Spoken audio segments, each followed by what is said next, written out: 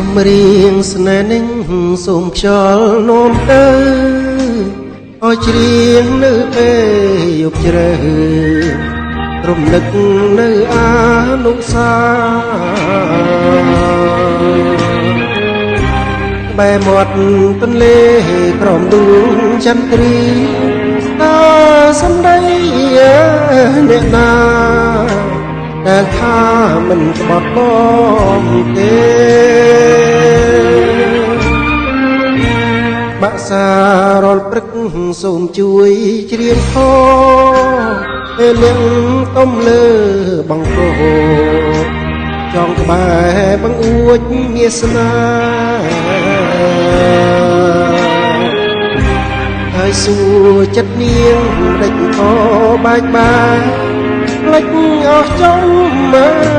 រៀងស្នាតែថែដួងចិត្តរាល់ថ្ងៃឬមួយចម្រៀងអស់នៃពីរួយធ្វើឲ្យចិត្តណែលេងស្មោះតាមជាអូនដោះដៃបើស្នេហ៍យើងអង្គនៅមាននិស័យសូមទុកដោជាក្តីស្រមៃរឿងដើមអស់នៅនឹងក្បត់ទៀតចម្រៀងថ្ងៃនេះធ្វើឲ្យចំបាយរស់នៅក្នុងភ្លើងគ្មានសាម្នាក់ឯងក្នុងទ្រូងចង្អៀត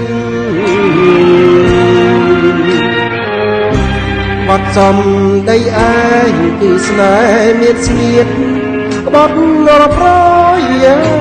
ដងទៀតក៏ស្ងៀតនៅតាដដា